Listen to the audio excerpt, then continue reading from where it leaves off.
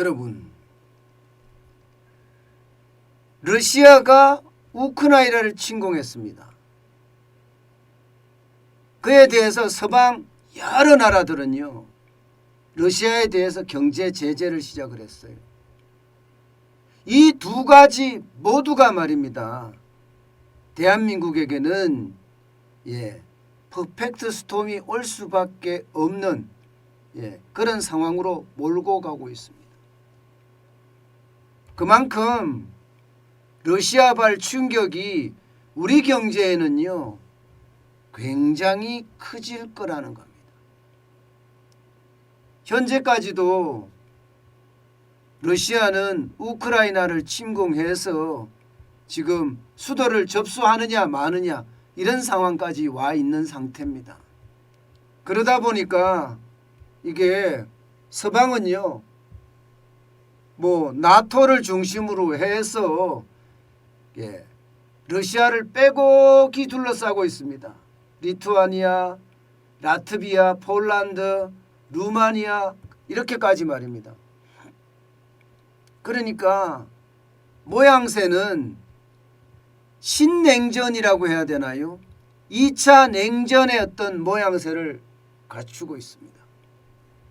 이렇게 되면 여러분, 수출을 중심으로 하는 대한민국 입장에서는요 엄청난 충격이 될 겁니다.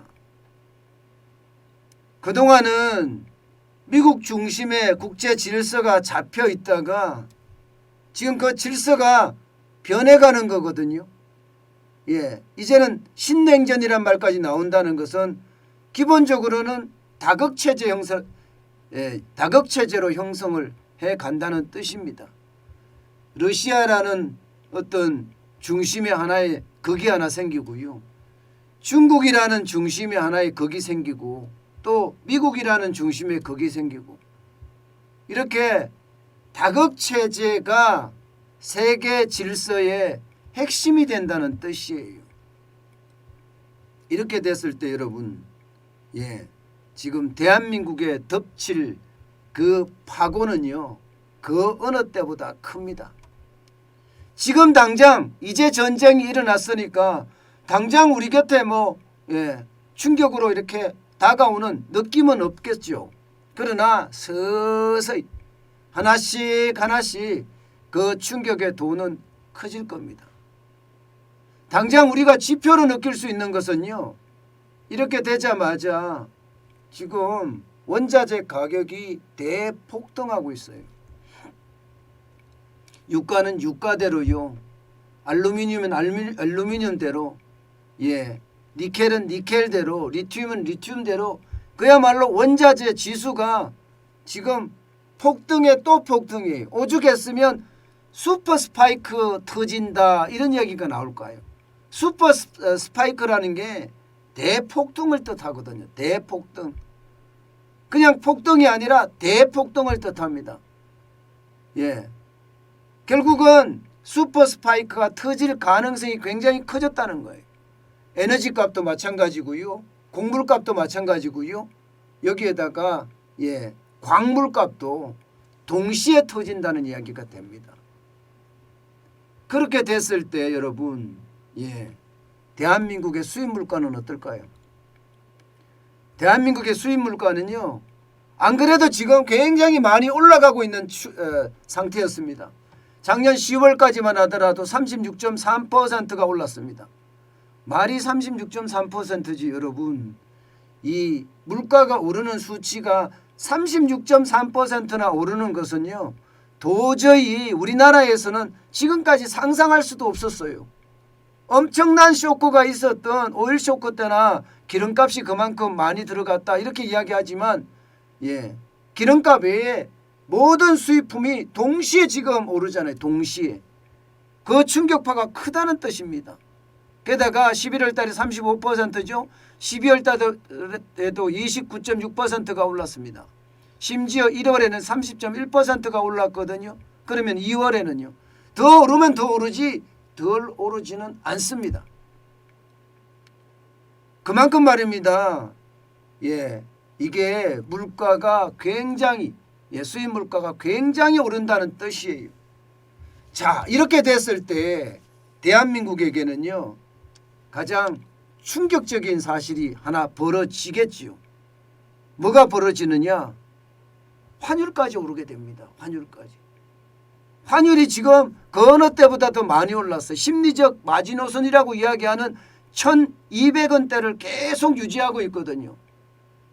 사실 정부가 환율을 관리를 해서 1202.4원까지 올라갔지, 이게 관리를 안 한다면요 1250원 뭐 1300원까지는 아니겠지만 1250원까지는 충분히 더 올라갈 수 있는 그런 악재들이 뭉쳐 있습니다.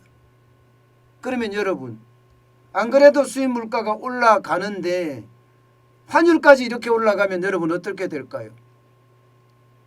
수입 물가는 이중고예요. 안 그래도 원자재가 지금 올라서 난리인데 거기에 환율까지 오르면 물가는 그만큼 더 오르잖아요. 이게 한 배 오를 걸 두 배 오르는 그런, 뭐 두 배까지는 아니겠지만 그만큼 물가가 굉장히 많이 오르는 그런 상황을 연출할 수밖에 없습니다. 이렇게 되면 여러분, 소비자 물가 어떻게 될까요? 소비자 물가 1월까지가 3.6%입니다. 작년 11월에는 3.8%로 물가가 고공행진이에요. 이게 2%가 넘어서면 그때부터는 인플레이션이라고 이야기하잖아요. 지금 사실상 2%에 2배까지도 됩니다. 2배. 사실 우리는 거주비가 소비자 물가에 포함이 안 돼 있어요. 대한민국의 집값 폭등한 것을 감안하면 말입니다.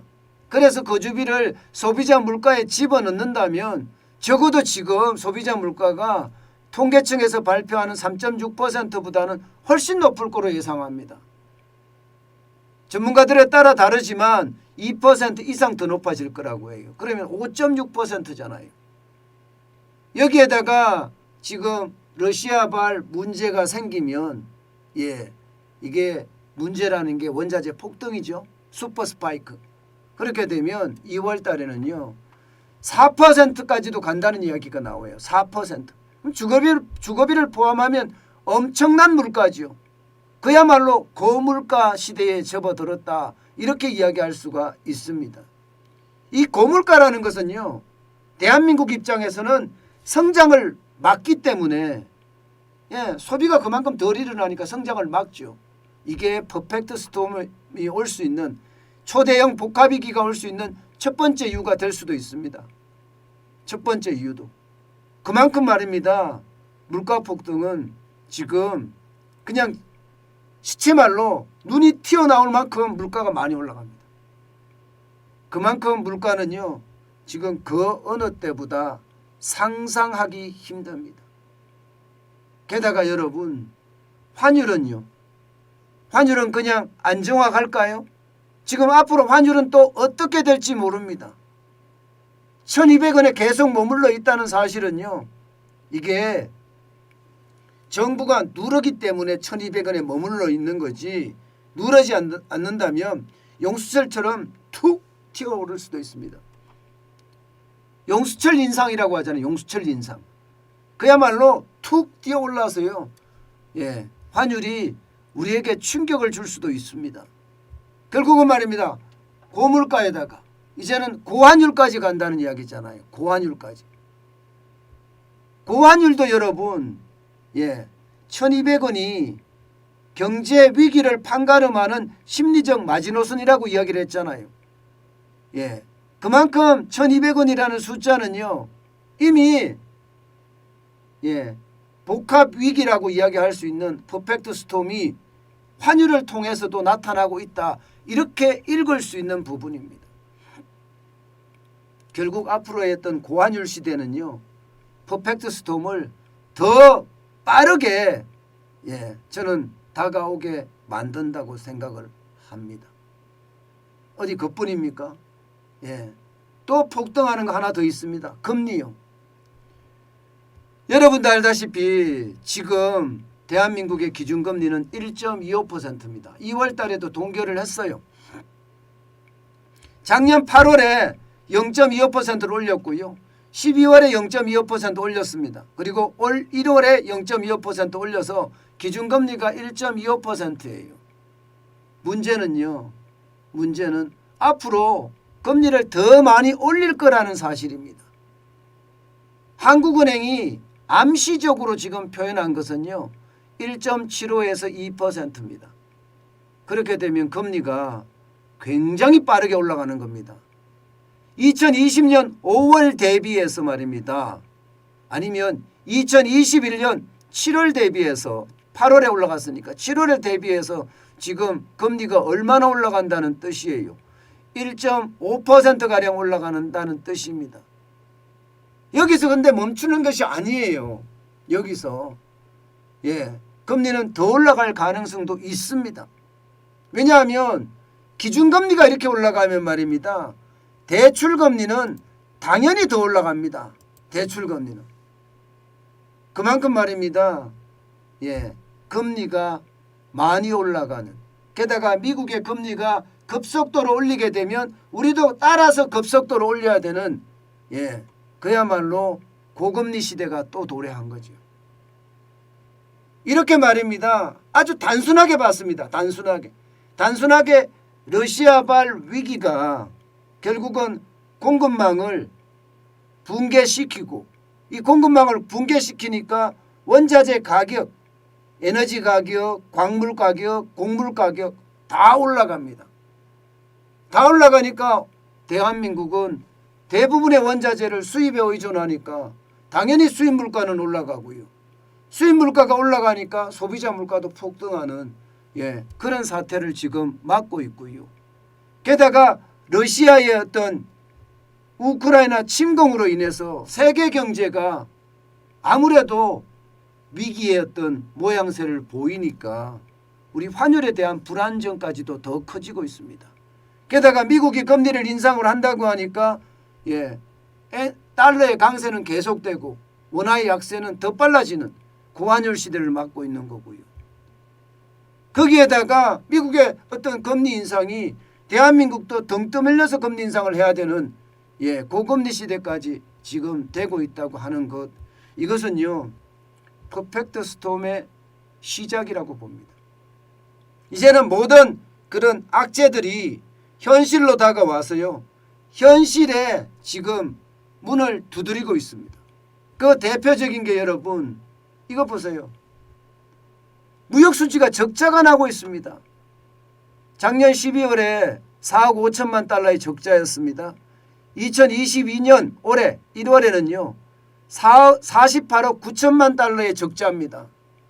이 적자가 커지면 커질수록 여러분 그만큼 충격이 커진다는 이야기가 되잖아요. 충격이. 게다가 말입니다. 2월도 지금 만만치가 않아요. 2월 1일부터 2월 20일까지 적자 규모가 16억 한 8천만 달러 정도 됩니다. 그러면 12월, 1월, 2월까지도 적자가 난다는 것은 대한민국에는 이게 퍼펙트 스톰이 오고 있다는 신호가 되는 거죠. 현실로 지금 나타나고 있는 겁니다. 삼고 현상에 의한 어떤 우리 경제의 충격 커진다는 뜻이에요. 게다가 내수가 좋아지느냐? 지금 내수가 좋아질 수가 없습니다. 여러분도 알다시피 오미크론이 창궐을 하고 있고요. 하루에 15만, 16만의 신규 확진자가 쏟아지는 상황에서 내수가 좋아질까요? 정부가 돈을 풀고 있기는 해요. 방역 지원금을 또 16조 8천억 원인가 16조 9천억 원인가 뿌렸잖아요. 부채로 떠받쳐서 간다는 건데 여러분 부채로 떠받쳐서 가는 건 한계가 있습니다. 나라 부채는요 국가 신용평가 기관들에 의해서 또 평가를 받을 수 있으니까요. 그렇게 되면 여러분 결국 말입니다. 저는 2020년 같은 그런 최악의 상황도 충분히 상정이 된다고 생각을 해요. 퍼펙트 스톰이 진짜 이제는 더 심각하게 덮칠 겁니다. 여러분 우리에게는요 이 세 가지 악재 외에도 고물가, 고환율, 고금리라는 악재 외에도 터질 악재들이 너무나 많습니다. 부채에 대한 폭발이라든가 내수에 대한 침체라든가 게다가 외부적으로는 중국 경제의 둔화라든가 또 미중 갈등이라든가 뭐 한두 개가 있는 게 아닙니다. 그런 모든 것들이 한꺼번에 터질까 봐 지금 엄청나게 염려되고 불안합니다. 여러분, 이럴 때일수록 말입니다. 냉철한 판단이 중요합니다. 굉장히 냉철한 판단이 중요해요. 지금 위기는 시시각각 우리 곁으로 다가온다. 저는 그렇게 생각을 하고 있기 때문이거든요. 그렇기 때문에 그 어느 때보다 현금 비중을 높여놓는 것, 이게 그 어느 때보다 위기에 대응하는 아주 최고의 방법이 아닐까, 저는 그렇게도 생각을 합니다. 여러분, 위기는요, 위기일 수도 있지만 위기는요, 기회일 수도 있습니다. 아마 여러분들은 이 위기를 기회로 잡는데 선수들이라고 저는 생각을 해요. 그렇기 때문에 안심은 하지만 그래도 높아심에서 위기에 대응할 준비 단단히 해놓고 우리 맞이하자고요.